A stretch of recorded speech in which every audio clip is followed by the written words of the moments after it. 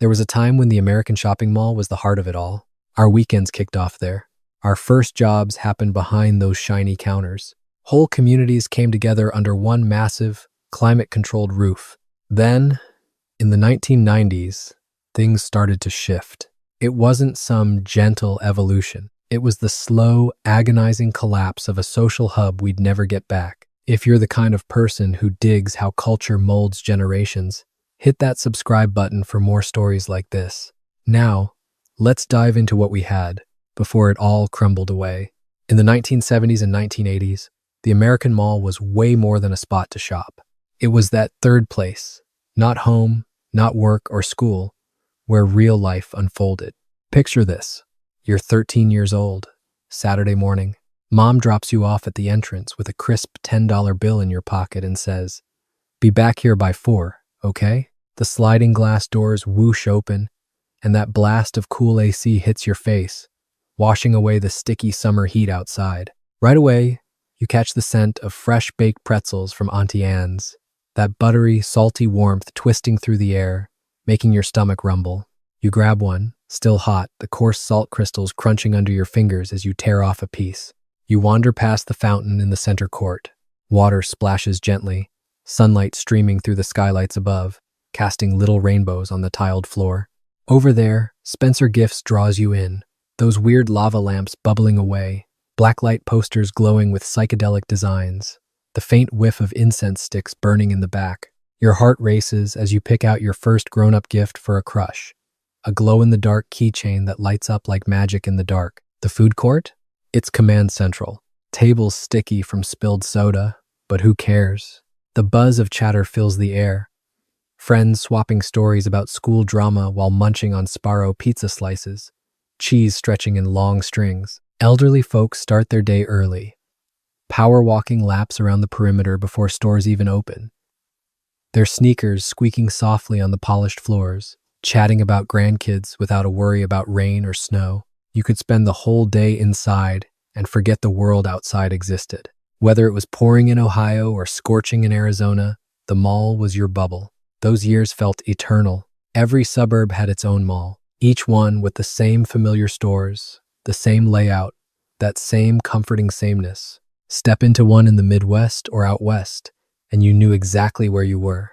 Gap on the left, food court beyond the fountain, big department stores anchoring the ends like giants holding the place together. We weren't just buying stuff. We were part of something bigger, a shared American ritual of strolling, browsing, and feeling like we belonged. Remember begging your parents for just one more hour? That was freedom, unsupervised time, in a safe, controlled paradise. The arcade lights flashing, quarters clinking into slots for games like Space Invaders, the electronic beeps and booms echoing off the walls.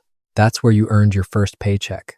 Scooping ice cream at Baskin-Robbins, the sweet vanilla clinging to your apron long after your shift. By 1990, shopping centers raked in over 50% of all retail sales in America. The country had built more than 1,500 enclosed regional malls.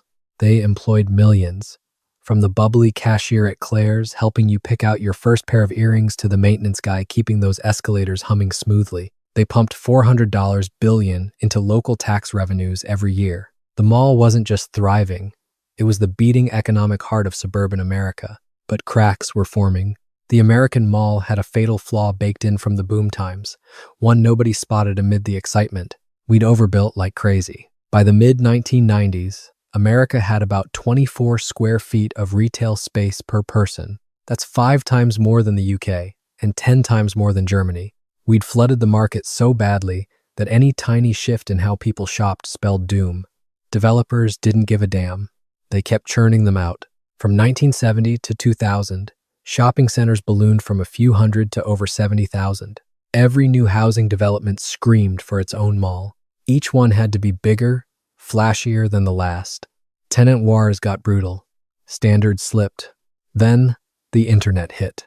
The 1990s didn't wipe out the mall overnight. The decline was sneaky, gradual, almost invisible at first.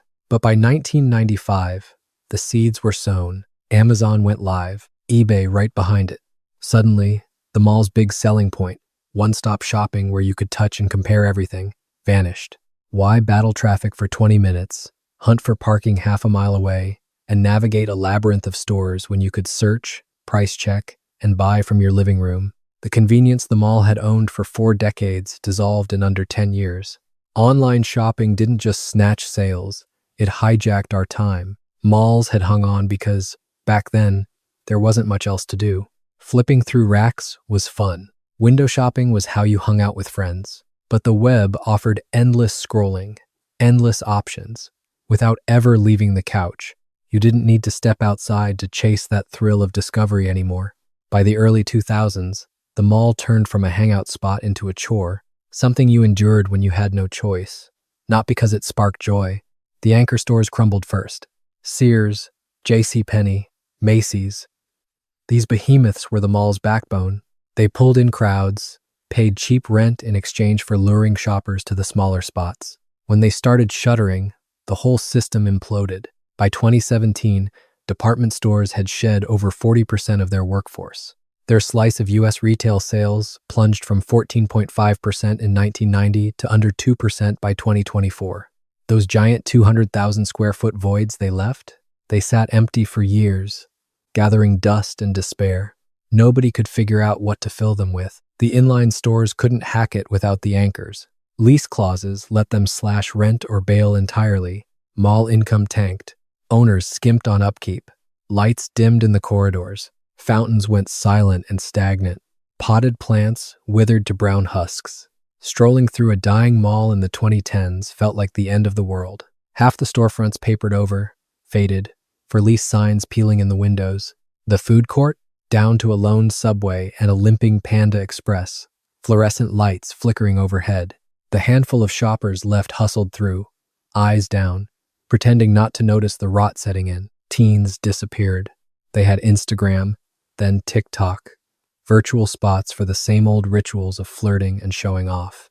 Why trek to the mall when a group chat did the trick? The malls that endured were the upscale ones. Class A properties, anchored by Nordstrom and Apple stores, actually boomed. Foot traffic climbed. Sales per square foot topped $1,500. These weren't malls anymore. They were lifestyle centers, polished playgrounds for folks who didn't blink at prices. But the mid-tier spots, the ones that had fueled middle-class suburbia for decades, done for. By 2020, Class B and C malls saw traffic drop over 13% from pre-recession highs. Occupancy dipped below 80%. Hundreds shut down for good. A mall's death isn't just business gone bad. It's a full-blown civic disaster. Cities lose millions in taxes. Jobs evaporate. Not only retail clerks, but security teams, janitors, truck drivers hauling in goods. Nearby businesses that fed off mall visitors, gas stations, diners, motels, start failing too. Whole neighborhoods built around these hubs end up gutted. Rust Belt towns and rural spots got hammered hardest. The mall had been the only real gathering place for miles around. When it vanished, nothing filled the void. And the buildings themselves? Environmental horrors. Huge concrete carcasses packed with asbestos, lead paint, and black mold creeping through the vents. Demolishing one costs $4 to $8 per square foot. Millions before you even dream of redevelopment. In lots of cases, the land wasn't worth the hassle. So, they just rotted there. Eyesores on the landscape. But lately, something surprising is stirring. Some dead malls are getting a second life. Developers figured out repurposing is cheaper, quicker, and greener than bulldozing and rebuilding from scratch. Adaptive reuse slashes carbon emissions by 50% compared to new builds. The framework's already standing. Steel beams, concrete slabs, wiring in the walls. All it takes is vision. In Columbus, Indiana, city officials snapped up a fading mall and flipped it into Nexus Park, a health hub and community spot. Old anchor spaces now house clinics for checkups and therapy. The food court, a cozy cafe where locals sip coffee and swap stories.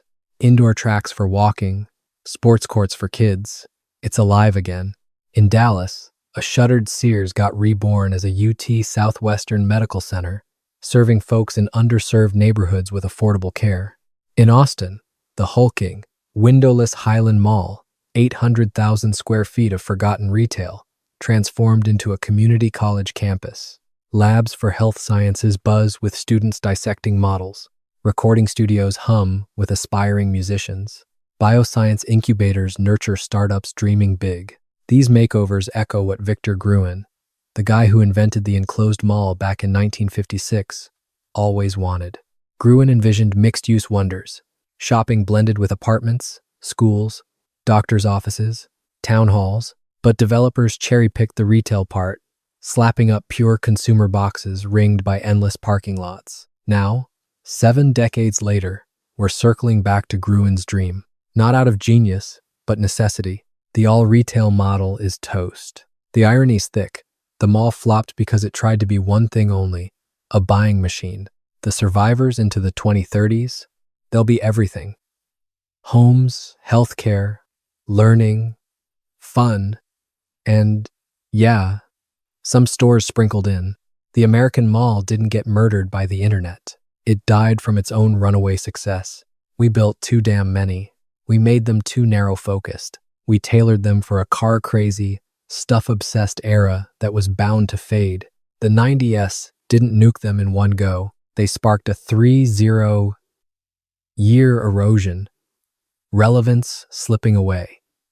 Physical hangs swapped for digital ones. Shopping as entertainment going extinct. But the memories, they're etched in, that buttery pretzel twist fresh from the oven, the frothy orange Julius chilling your palm, arcade chaos of pixels and power-ups, the rush of mom dropping you off, granting those precious hours of independence in a glowing indoor world. For so many of us, the mall was our training ground, where we navigated life sans parents, landed that first gig, shared a shy first date over fries, felt connected to something vast beyond our front door. That's the real loss. Not bricks and mortar, not a sales format, but a true third place. Somewhere to just be, no strings attached. Today's surviving malls, they've rebranded as town centers. Open-air setups mimicking streets. They're chasing what malls originally killed off. Walkable downtowns. Maybe we've finally woken up to what we tossed aside. Not just hangouts, but the notion that gathering should be effortless, open to all, and cost nothing. The American mall was spot on for its era. Post-war sprawl, car culture, teens as the new consumer force. When that chapter closed, it couldn't pivot. What about you? What's your mall memory? That pretzel scent? Arcade triumphs? Or the thrill of solo freedom? Drop it in the comments. Because the mall didn't vanish, it evolved, and our stories keep it alive.